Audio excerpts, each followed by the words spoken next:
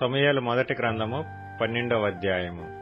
అప్పుడు సమూయేలు ఇశ్రాయేలీయులందరితో ఇట్లనెను, ఆలకించుడి, మీరు నాతో చెప్పిన మాటను అంగీకరించి మీ మీద ఒకని రాజుగా నియమించియున్నాను.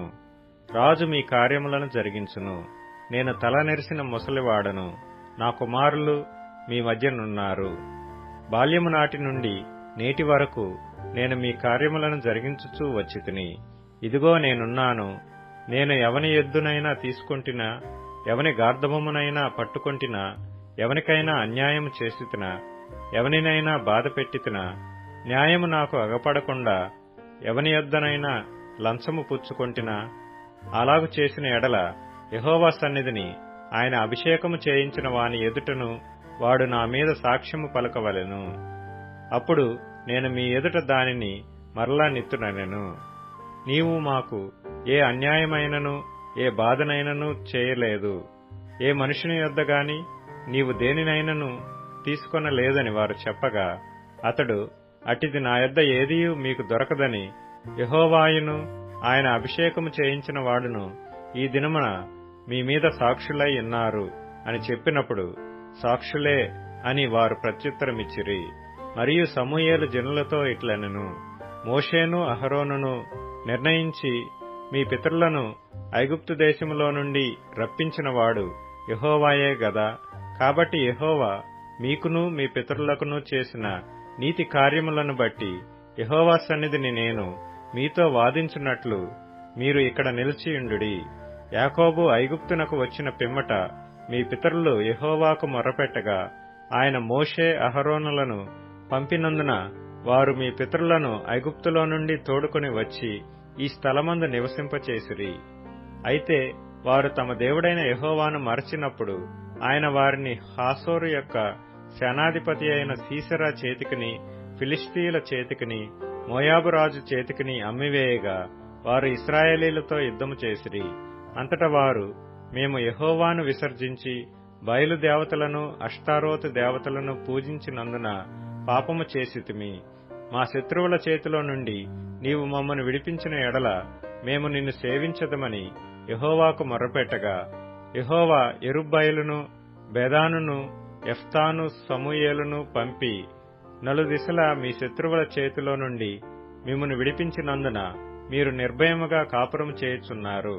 అయితే అమ్మోనీయుల రాజైన నాహాషు మీ మీదకి వచ్చుట మీరు చూడగానే మీ దేవుడైన యెహోవా మీకు రాజయ్యున్నను, ఆయన కాదు ఒక రాజు మిమ్ము ఏలవలెనని మీరు నాతో చెప్పితిరి. కాబట్టి మీరు కోరి ఏర్పరచుకొనిన రాజు ఇతడే. యెహోవా ఇతనిని మీ మీద రాజుగా నిర్ణయించి ఉన్నాడు.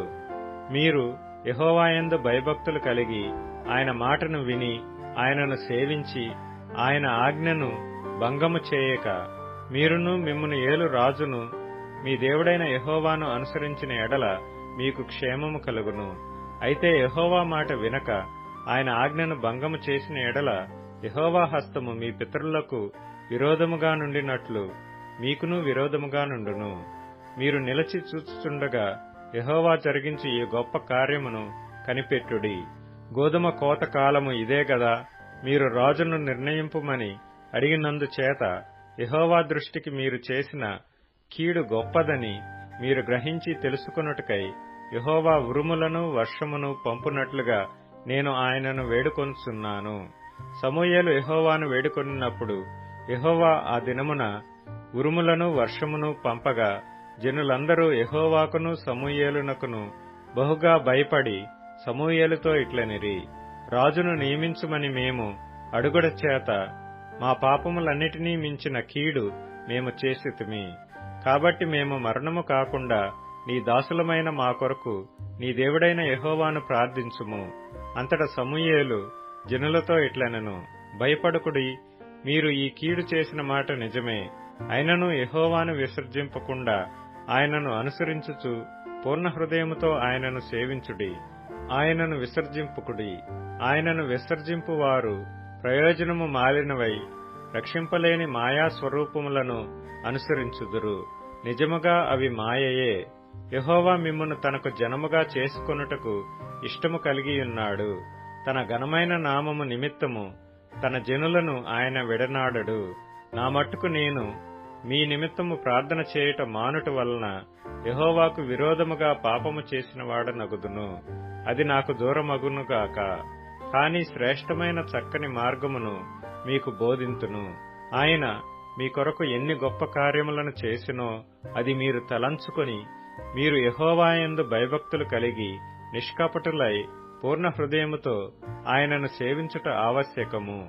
మీరు కీడు చేయువారైతే తప్పకుండా మీరును మీ రాజును నాశనమగుదురు.